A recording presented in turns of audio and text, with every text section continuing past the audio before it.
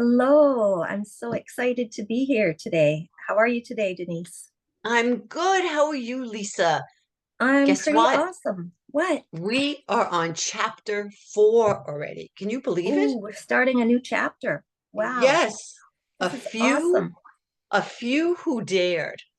Ooh, sounds Yeah, you have to bring intriguing. it up. All Yes. right. Let us look. Let us see. I'm Okay, let excited me too. get that.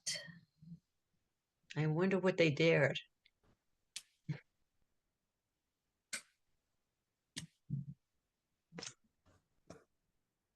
Okay. Do you want to read the little forward? Sure. As I said, chapter 4, a few who dared.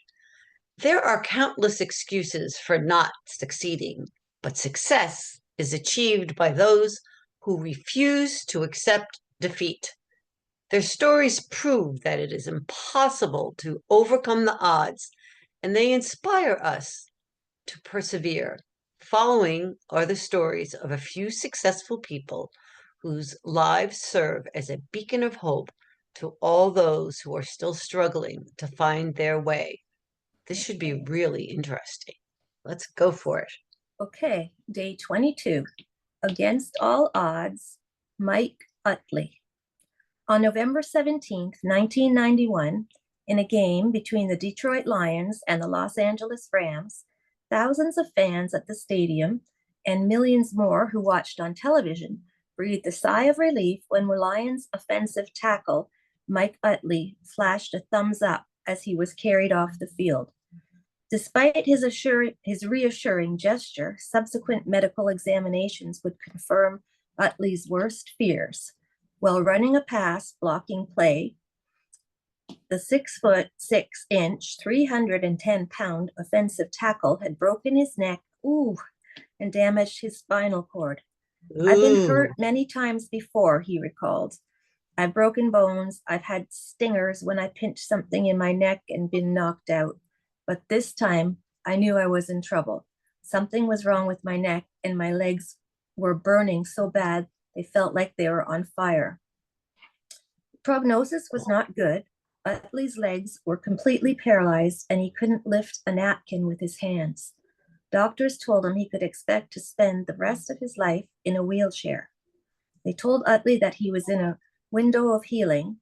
If feeling in his arms and legs didn't return the first 6 months, it probably wouldn't return at all. 6 months had passed and nothing happened. Then one day, Utley discovered he could move his left big toe. After that, Utley says things really started to happen. Today, his hands and lower back muscles are functional. He can lift his feet and he works out with weights almost every day. In the months and weeks that followed Utley's accident, he received more than 10,000 letters of support from around the world. One in particular touched him. It was from a boy who wrote, "Dear Mr. Utley, I'm sorry you got hurt. If I could switch my legs for yours, I would, so I could watch you play just one more game." Huh. Utley has been a competitor as long as he can remember. My dad tells a story about when we four kids wrestled him. I was the first one there and the last one to leave. I enjoy the physical contact and competition. I want to be the best. The day I stop competing will be the day they lay me 6 feet under. Utley understands well the value of goal setting, something he says he's done every day of his life. If your goal is to get to the Super Bowl, then you have to break your goals down. In this his off season, you start by getting yourself into shape. During the preseason, you spend your time getting the plays down. Then you take the games one at a time. And the next thing you know, you're at the Super Bowl. People ask me if I have a grudge against football because of what's happened to me. I tell them, heck no. Football put me in this wheelchair. That's true. But football is going to teach me to get out of this wheelchair. Football teaches you to get along with other people, and it teaches you how to be aggressive when you have work to do, Utley said. My goal is to one day walk again, he said. If I don't do it today, I'll do it tomorrow. Atlee's first goal when he was in the hospital was to sit up. The next was to stand for a minute. Gradually, he improved until his goal was to be able to stand for an hour. He worked at it for 3 months, often passing out every time he stood up. It took a bet with his older brother, Tom, to make it past an hour. I was up to 47 minutes, Utley recalled, and that was the longest I'd made it. That lasted for about a month, and all of a sudden I got so mad that I just stood there. People said, "You look green, you'd better lie down," but I made it. Tom paid off on the dinner. I make bets all the time. I bet myself. I think if you set out to do something, then do it. Do everything a little bit better every day. If you stop and look around, someone's going to pass you up. I won't be passed up. Not now, not ever. That's the way I look at things.